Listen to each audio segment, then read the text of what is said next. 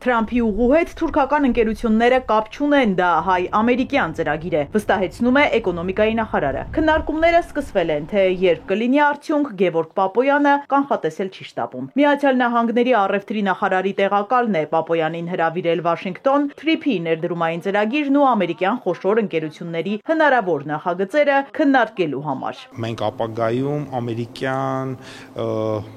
տնտեսության, ամերիկյան ապրանքանիշերի եւ ամերիկյան ներդրումների ավելի մեծ ներկայություն եւ շունչ կզգանք Հայաստանում։ Պապոյանը ողջունում է թուրքական ներդրումները Հայաստանում, խաղաղությունն ըստ նախարարի նաև այդ կերպ է ամրապնդվում։ Չի բացառում, որ թուրքական ներդրումները մեր երկիր գան սահմանները բացելուց հետո։ Ինչ վերաբերում է նրան, որ օրինակ կարող է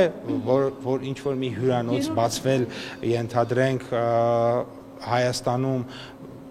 որևէ երկրի, ասենք օրինակ թուրքական բրենդի, կարող է բացվել, ինչի չի կարող։ Պաշտոնյան միաժամանակ նկատում է, որ թուրքական ընկերություններ մեր երկրում կան 2012 թվականից։ Հայաստան խմբակցության падգամավոր Արթուր Խաչատրյանը թուրքական ներդրումների հարցում վտանգներ է տեսնում։ Մեծ շուկա եւ փոքր շուկայի հարաբերություններին պետք է պատրաստ լինել։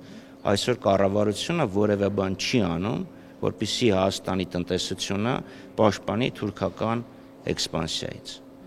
Առաջի հարվածը գալու է գյուղատնտեսության վրա,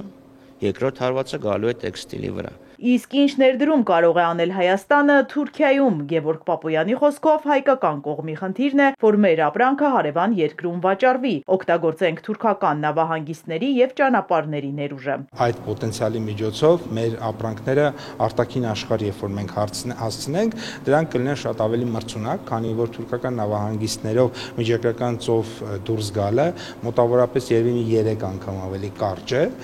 եւ որը էականորեն ազդում է տրանսպորտային ծախսերի վրա եւ հետեւաբար ապրանքների մրցունակության վրա։ Պապոյանը նաև արձագանքում է Ռոբերտ Քոչարյանի հայտարարությանը, որ Թրամփի ուղի ծրագիրը Հայաստանի համար շահեկան կլիներ, եթե անցներ Երասխ Ջուլֆա երկաթուղային հանգույցով, այնուհետև Ադրբեջանի տարածքով դեպի Ռուսաստան։ Դա անպայման գործարկվելու է, ինչ է կարծում, կարող է այն 40 քանի կիլոմետրը սարքենք, այդ 1 կիլոմետրը չէ։ Կլինի կխոսենք։ Հայաստան խմբակցությունը վստահեցնում է, որ դեմ չէ խաղաղությանը։ Հենց այդ պատճառով դեմ ենք Նիկոլ Փաշինյանին, որովհետև ինքը բերում է ոչ թե խաղաղությունն, այլ բերել է պատերազմ եւ բերում է տառապանքներ եւ արտաքին ռիսկերի մեծացում։ Ինչու են Հայաստանի ու Ռուսաստանի ղեկավարները տարակարծիք երկկողմ առևտրաշրջանառության ծավալի հարցում։ Сколько? 4 миллиарда. Нет, больше. Պապոյանն ասում է, վարչապետը վիճակագրական ծառայության թվերն է հրապարակել։ Արթուր Խաչատրյանը միտում է տեսնում, փորձում են նվազեցնել մեր օգուտը։ Կարծում եմ, որ 4 միլիարդ չի կարող լինել։ Այս ընթացքում Նիկոլ Փաշինյանը շարունակում է հեռակաբանավիճել նախկին նախագահների հետ։ Ինչու ուրեմն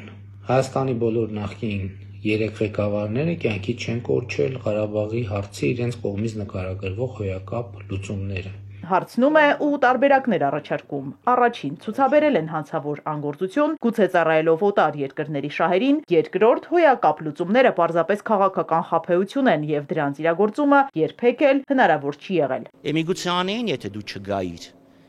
Էմիգուցիա անեին, եթե դու դեռ ընդդիմություն եղած ժամանակ չասեիր ինչ փողզիջում գնանք էլի 2 շրջան գրավենք, գնանք էլի մի հատ քաղաք գրավենք։ Հենց Նիկոլ Փաշինյանն է արցախյան հակամարտությունը բերել շատ դժվարին իրավիճակի, եզրափակում է ընդդիմադիր падգամավորը։ Իզաբելլա Հովհաննիսյան, Սիմիկ Մայիլյան, Էպիկենտրոն։